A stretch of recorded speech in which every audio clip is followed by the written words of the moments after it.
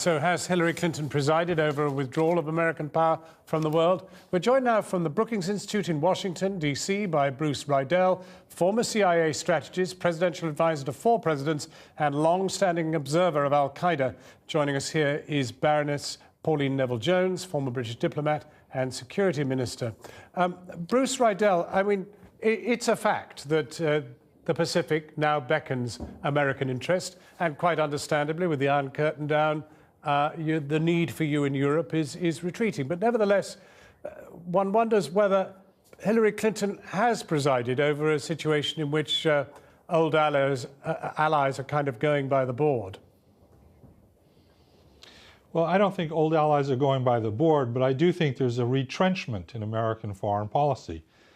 George Bush recklessly sent this country into Iraq and in the process starved the mission in Afghanistan. When Barack Obama and Hillary Clinton came into office 4 years ago, they were confronted with 2 disasters, one in Iraq and one in Afghanistan, as well as an economic depression at home.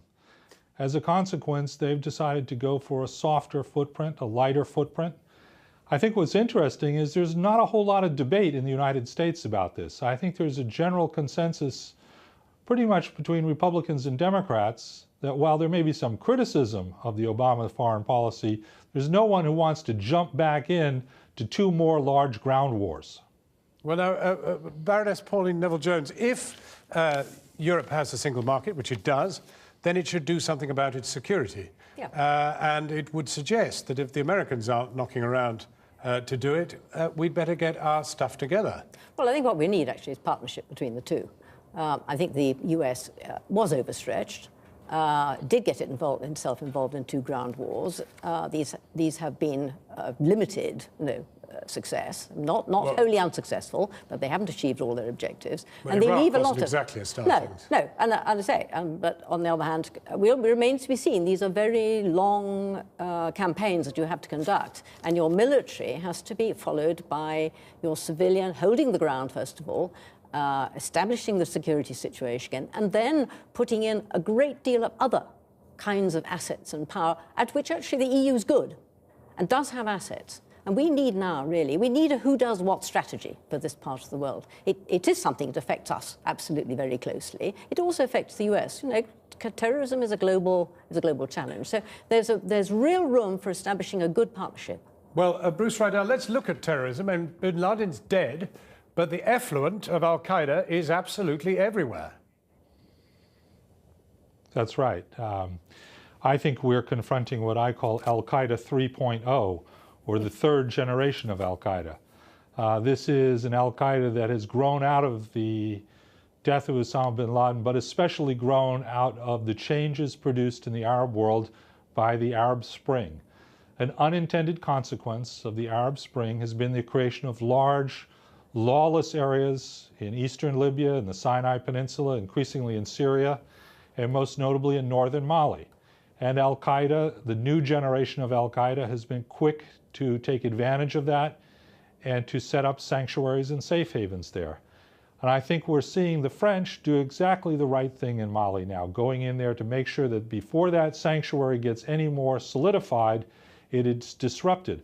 But as the Baroness rightly pointed out, but just before I put that point to Pauline Neville-Jones, can I just ask you, has Hillary Clinton's administration, if you like it, in foreign affairs and security, really reacted rightly in these circumstances, or will she go down as the person who was on deck when al-Qaeda simply spread its tentacles, maybe the 3rd generation of them, but ever wider?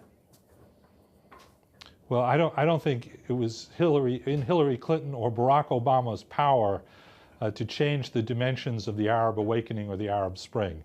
This is an unprecedented series of changes across the Arab world that weren't going to be orchestrated in London, Washington, or any place else.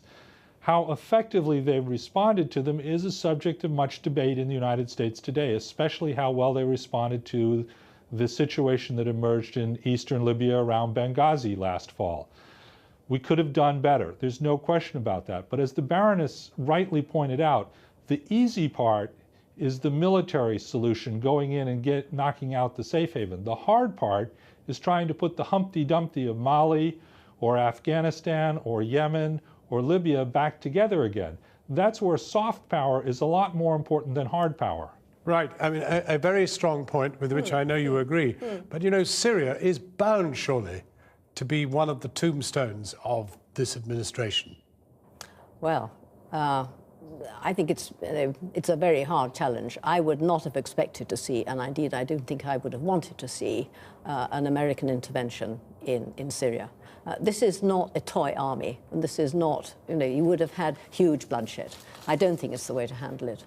I agree with what was being... Just sort of picking up that point, the fact is we have been quiescent in Saudi and Qatari funding of the other side, which has itself been unfortunately penetrated and taken over in John, large measure by Al-Qaeda. There you do actually make a very good point. Because if you're not going to intervene, and I don't think we can go on doing that, you do have to get in ahead. So the policies that have to be pursued are ones that actually engage the counter-terrorist organizations, the intelligence organizations, which actually take soft power in, not after you've had a problem, but before you've actually had one. So you can't disengage from the Middle East. You need to do a very great deal more in the Gulf and in Syria than we have been doing. Very briefly, points out of 10, Hillary Clinton, Secretary of State.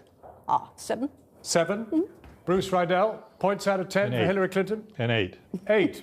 Pretty good harmony there. Thank you very much, both of you, for joining us. Kathy. Thanks, John.